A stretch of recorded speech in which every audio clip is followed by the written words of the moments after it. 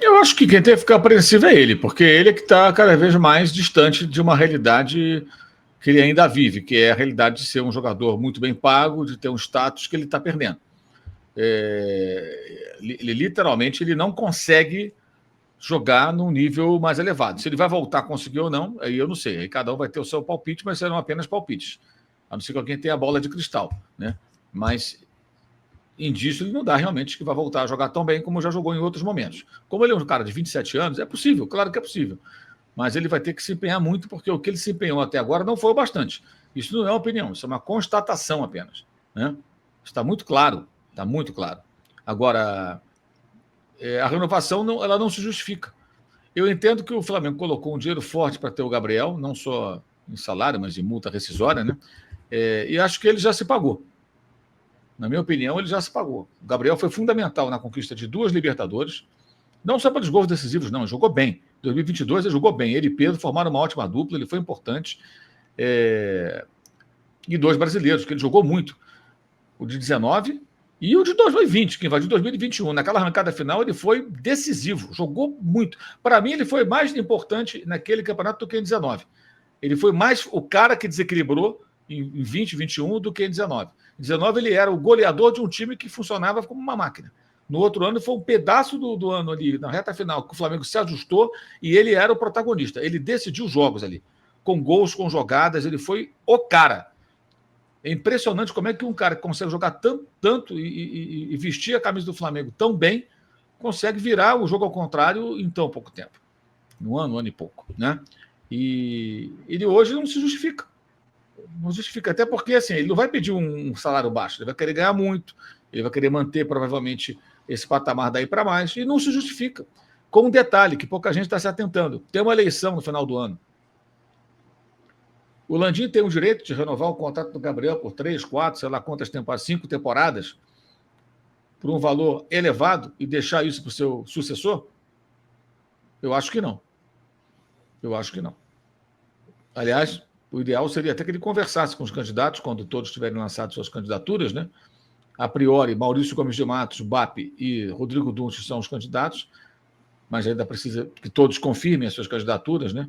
O Maurício eu sei que já é candidato, o BAP também é candidato, embora acho que não anunciou ainda oficialmente, mas está em campanha. E o Dunst depende ali do como é que vai ser, seria o cara da situação, enfim. Mas os 3, ou quem eventualmente saia candidato, o certo seria o Landim procurá-los e falar: vem cá, o que eu faço aqui? Estamos falando do jogador que é importante na história recente do Flamengo, o contrato está acabando. As condições dele são essas, você renovaria tudo, porque ele não pode deixar, ele não pode fazer que nem fez o pessoal do Corinthians, que deixou o Mano Menezes, guardadas as devidas proporções, como contratado até o final do ano que vem, aí entrou a nova gestão do Corinthians e mandou o Mano embora e teve que pagar a multa para o Mano. Agora, imagine se o Flamengo tivesse renovado ano passado o contrato do Gabriel por 4 anos. Hein? Tivéssemos 24 e mais 4 anos. 25, 26, 27 e 28. E imagine a situação. Ele com aumento, salário altíssimo, jogando nada e protegido por um contrato. Ele merece? Não, ele não merece. Hoje, ele não merece. Adoraria falar o contrário. Falar: bom, merece, o Flamengo pode pagar, paga e deixa o cara lá. Mas não é o caso. Está longe disso. Infelizmente. É uma pena. Eu acho realmente uma pena. Aliás, eu uso muito essa expressão para falar do Neymar. E agora também o Gabriel. Uma pena. André, você falou uma frase aí, né? Quem me conhece sabe, às vezes você não precisa conhecer ninguém, né?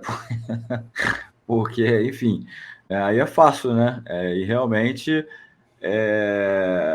ele fala, não é por conta desse assunto a vontade dele de permanecer no Flamengo. Só que eu não lembro dele ter falado com tanta vontade assim de permanecer como falou dessa vez. Até, principalmente, quando estava flertando com o Corinthians lá no podcast, né? Cara, tudo isso é por causa do contexto. Tudo isso é por causa do contexto. Eu acho que se ele tivesse bem, não tivesse falado, se fosse, podia ser de repente até a camisa de outro clube. Eu concordo com o Mauro, estaria errado. Mas você olhar assim, porra, é o Gabriel, tava em casa, nem para, não consegue nem ter o alcance disso, consegue nem parar para pensar no que tá fazendo. Camisa do Cuiabá, por exemplo, né? Isso. Então, cara, eu vou te falar, até do São Paulo. Vamos pegar do São Paulo. que é um time grande de São Paulo. Se fosse o Palmeiras, ia ficar estranho, porque o Palmeiras também já falou de interesse e tal, já teve esse papo. Mas São Paulo nunca ninguém falou, né? Alguém falou, não sei se foi o Mauro, se foi outra... Não, eu vi num outro vídeo, que ele, criança, era São Paulino, né? Tem foto dele pequenininho. Mas mesmo se fosse uma coisa assim, eu acho que, assim, lógico que ia ter polêmica, ia ter uma repercussão, mas não ia ser o impacto disso. E eu acho que para a torcida do Flamengo também dói, porque é o seguinte, o que o Corinthians tem hoje? O Corinthians não tem dinheiro, não tem estrutura, não tem organização, não tem nada. E o que o Gabriel elogiou lá no Podpah, basicamente? A torcida. A torcida do Corinthians e tal, não sei o quê. Porra, a torcida do Flamengo, o que já fez por ele muito mais do que ele merece. Muito mais. Essa questão agora do doping, de ter abraçado ele, muita gente relevou o fato dele ter feito bobagem, ter criado problema para fazer o exame. Se ele tivesse ido lá, feito o exame, entregado o pote fechadinho, não tinha dado problema nenhum para ele. E a torcida relevou isso, e é uma idolatria, e o cara vai aquecer, a torcida grita, entendeu? E aí o cara fica... Eu acho que isso dói muito. Eu vi algumas manifestações em rede social, é isso que dói muito. Quer dizer, a torcida do Flamengo faz por ele, e toda oportunidade que ele tem, ele fica falando da torcida do outro time, né? Então, assim, ele tá jogando fora, né? Ele tá desperdiçando, né? E aí não adianta ir pra entrevista pra dizer quem me conhece, sabe? Você quem é o que me conhece, sabe? É querendo dizer, olha, eu fiz uma besteira aqui em público, mas no particular eu não sou assim. Não importa. E daí?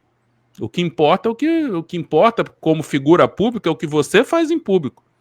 Ou o que é publicizado. E se você não teve cuidado imaginando que aquilo poderia ser publicizado, então aceita. É aquilo que eu falei, o ônus. Vai ter que aceitar o ônus, amigo. O ônus já veio, já bateu na tua porta e já tá te cobrando agora. E o pior, sabe o que é, Alan? Só para aproveitar o ensejo, não sei se você vai entrar em outro tema, é que a gente olha e não consegue vislumbrar, porque uma situação dessa, o que um jogador normalmente acontece? O cara no primeiro jogo, ainda que saia do banco e entre, o cara come a bola.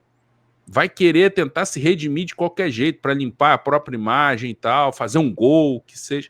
Cara, você olha, e mesmo contra o Amazonas, que merece todo o nosso respeito, mas é um time de Série B, você não consegue vislumbrar, imaginar, pode até acontecer, mas não consegue imaginar o Gabriel entrando 20, 25, 30 minutos e fazendo a diferença. Se destacando, fazendo um gol, dando um passe para gol e tal. Você não consegue vislumbrar isso, porque André, ele há muito tempo não faz nada. Eu vou até mais além, porque talvez a torcida do Flamengo, assim, né, que tem encantado o nome dele e tudo, o fato dele entrar, dar um carrinho, sei lá, vibrar, já mudaria, mas nem isso, tipo assim, nem aquelas... Sabe quando você entra morrendo de vontade, às vezes você não vai jogar nada, mas você vai tentar dar um carrinho e fala assim, cara, eu tô maluco, eu quero fazer alguma coisa. Nem isso, né, tem acontecido. É verdade. Então, assim, é tudo muito triste, como o Mauro falou, ele falou uma pena, né?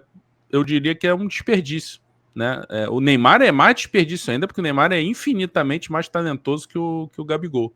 Mas mesmo o Gabigol é um desperdício. É um jogador que está chegando no auge que parece que a impressão que dá é que ele está entrando no modo Luan.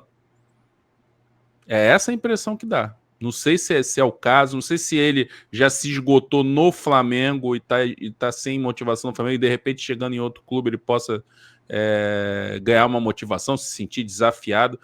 Eu já falei isso aqui muitas vezes, né? A impressão que eu tenho é que o Gabriel não tem mais desafio na carreira.